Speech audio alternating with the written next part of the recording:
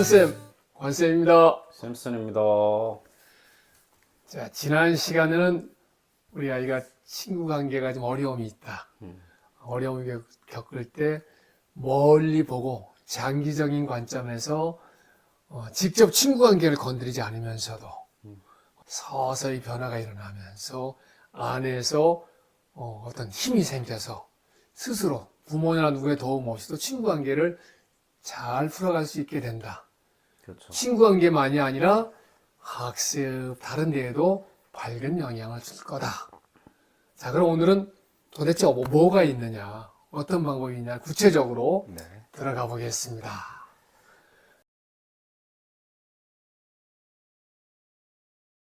친구 관계가 좀 어려운데 일시적으로 잠깐 한두 번 어려움이 겪는 경우는 있죠.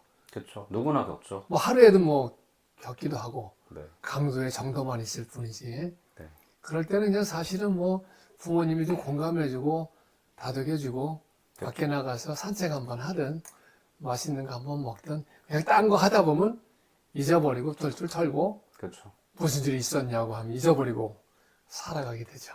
네.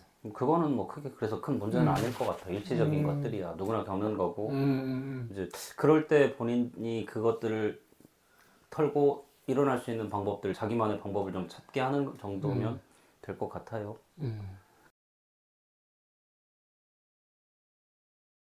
근데 문제는 이제 그게 아니라 되게 그것들이 계속 이어지는 경우. 그렇죠, 예, 그렇죠. 이제 그 부분을 어떻게 할 것인가. 음, 아이한테 네가 해봐라고 해도 되는 게 아니잖아요. 그렇죠, 그렇죠.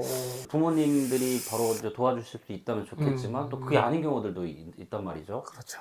예. 그때는 어떻게 해야 될까요? 쉽지 않은 문제인데 예, 예. 막막하기도 해요. 그런 순간에 부닥치면. 그렇죠. 저도 아이를 키울 때도 그랬고 우리 반 친구들 중에 친구가 없는 경우도 좀 늘 외롭게 있는 경우 도와주고 싶은데 생각보다 쉽게 안 되거든요. 그렇죠. 학교에서도 그래요. 네. 담임의 경우에도.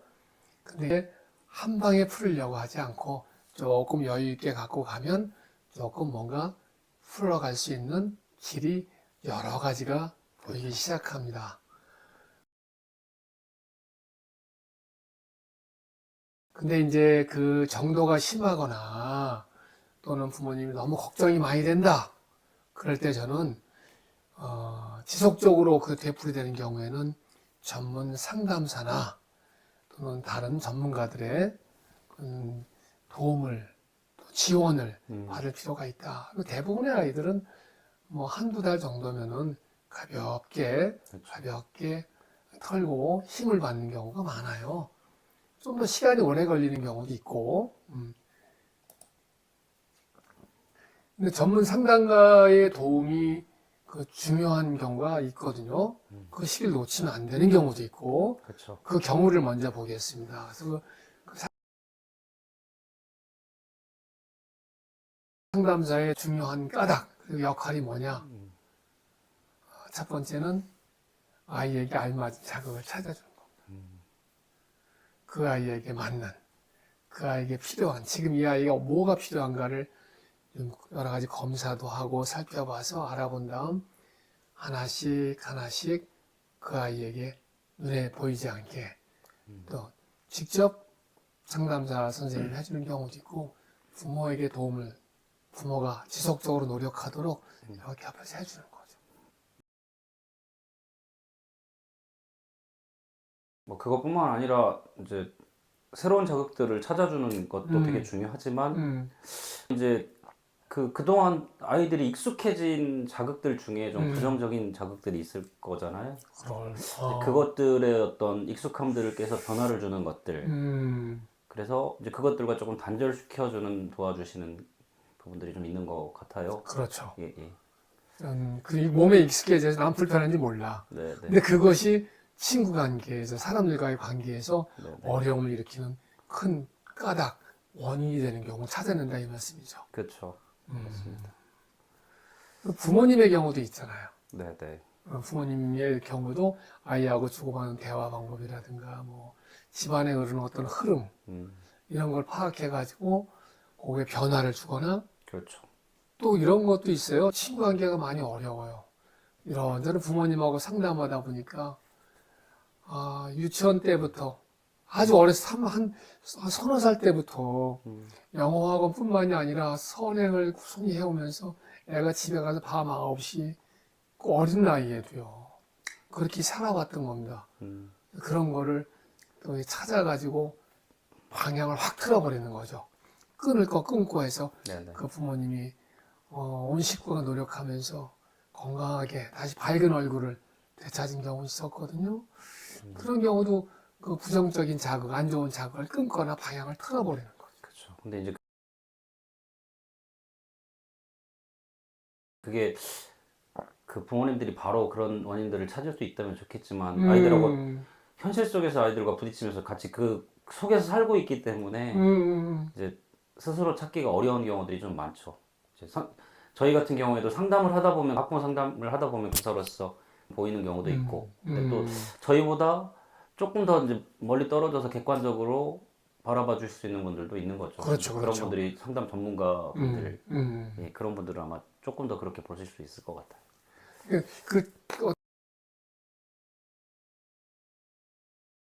어떤 그 자극을 주는 것도 지금 말씀하신 전문가들이라든가 선생님하고 부모님하고 이야기 나누다 보면 이 아이에게 언제 도움을 줘야 될지 되게 어떤 종류의 도움을 네. 때를 맞춰 줘야지 아무 때나 주면 안 되잖아요. 그죠. 이제 그 시기도 되게 중요한 것 같아요. 네. 어느 시점에 어떤 도움들을 줄 것인가. 그러니까 도움이라고 해서 많은 도움을 한꺼번에 꺼내는다고 그게 도움이 아닌 거잖아요. 그래서 이제 그런 부분들도 좀 같이 찾아나가는 게 되게 중요할 것 같습니다. 어떤 사람이 예를 들어 열체질이에요. 야, 날씨가 더워. 그러니까 너 반팔 입어 하고 줬는데 애는 몸이 지금 안 좋아. 그렇죠. 그러면 안 되죠. 그죠. 부모는 아이가 좋다고 줬는데 그것이 때로는 부모 중심의 어떤 처방일 수 있다. 그렇죠. 우리가 식물을 기를 때도 그러니까 뭐 비료나 거름을 많이 주면 좋을 것 같지만 사실 그것들이 식물들을 죽이기도 하거든요. 그렇죠, 그렇죠. 맞습니다. 좋은 예인 것 같아요. 때와 방법이 잘못되면 그 때를 참 잘 골라야 될 거라는 생각이 들고,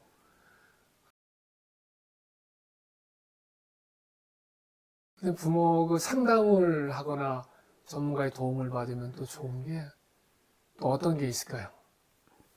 예, 그런 생각을 해봐요. 그러니까 아이가 막 힘들어해요. 울고 친구들하고 못 놀고 다른 애들은 어울려서 하교하는데 얘는 맨날 혼자 가방 터덜터덜 걸어서 엄마 오늘 하루 종일 앉았다 왔어. 얼마나 가슴이 아파요.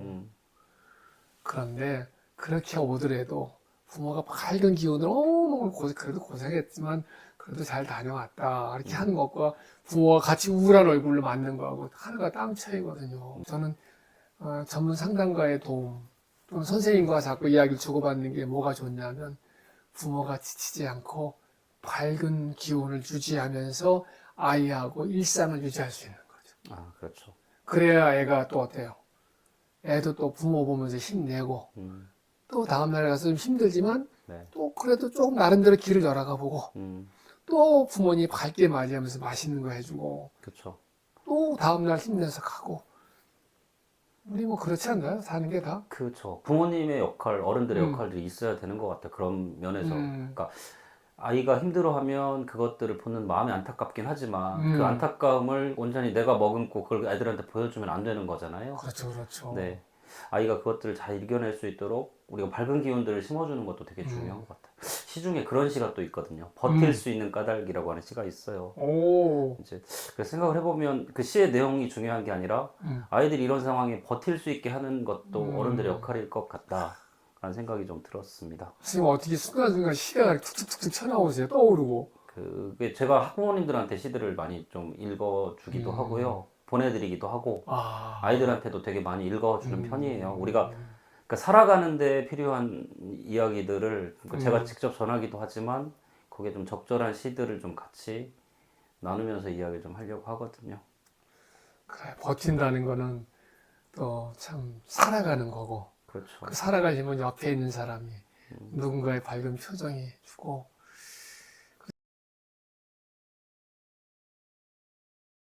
그리고 또 이제 아이가 어려움을 겪고 있는 걸 보면은 부모가 화를 내기도 하고, 그렇죠. 거칠은 말을 하기도 하고. 예, 예, 왜 답답하니까. 예.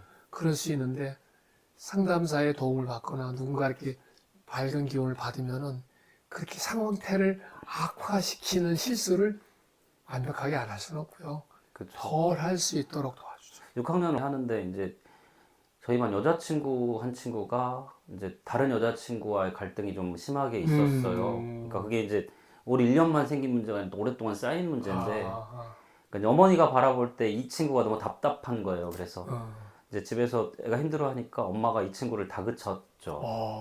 네가 그렇게 아이고. 하면 되냐부터 시작해서 이제 감정이 이입되니까 자꾸 이제 본인이 그 해결 방법을 제시하려고 막 하는데, 아이 입장에서는 일단 그것도 힘들어 죽겠는데 엄마가 와서 나한테 뭐라고 하니까. 그래서 어머니한테 제가 그렇게 말씀드렸어요. 어머니 마음이 안타깝고 이제 이 친구의 문제를 해결해 주고 싶어 하시는 건 알겠는데, 정작 중요한 건 얘한테 지금 그런 게 아니라 일단 아이의 마음을 읽어주고 아이의 편이 돼주는 거다. 그리고 그 해결은 아이가 할 수 있도록 도와줘야 되는 거다 라고 말씀을 드렸거든요. 근데 이제 어머니가 제 말씀을 들으셨어요. 아유, 들으셔가지고 쉽지 다행히 그 아이가 좀 그 문제를 잘 해결하고 지금은 어른이 되어 있죠. 예. 또 선생님이나 누가 이렇게 얘기를 해줄 때 때로는 고가운 얘기를 들을 수도 있고요. 그렇죠. 귀에 잘 안 들릴 수 있어요. 힘든 때라. 근데 그걸 부모님이 받아들이고 뭔가 방향을 틀고 같이 의논해 가면서 풀어간다는 건 참 쉬운 일이 아니고요. 고마운 일이죠. 그럴 때 선생님도 힘나지 않습니까? 아, 그렇죠. 저희의 존재 이유이기도 하죠. 그러죠. 예, 예. 친구 관계의 일시적 어려움은 누구에게나 날마다 자주 생깁니다. 공감해주고 기분 전환할 기회를 만들어주세요. 그러면 툴툴 털고 다시 시작하는 자기만의 방법을 만들어가는 기회가 됩니다. 문제는 되풀이될 때입니다. 순간 막막합니다. 화도 납니다. 하지만 멀리 보면 아이를 도울 길이 보입니다. 너무 불안하거나 힘들 땐 전문가나 믿을 만한 분의 도움을 받으세요. 이때 중요한 것은 마음을 연다는 것입니다. 마음을 열고 도움을 받는 게 중요한 까닭은 부모와 달리 상황을 객관적으로 분석할 수 있고 아이에게 힘을 줄 알맞은 자극, 알맞은 활동을 찾을 수 있다는 겁니다.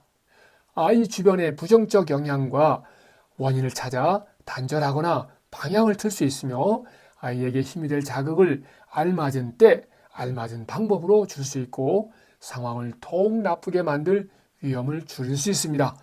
무엇보다 부모가 밝은 기운을 받아 지치지 않고 아이를 응원하며 믿고 기다릴 수 있다는 겁니다. 우리의 교육 이야기 해봐요. 새로운 생각 나눠보아요.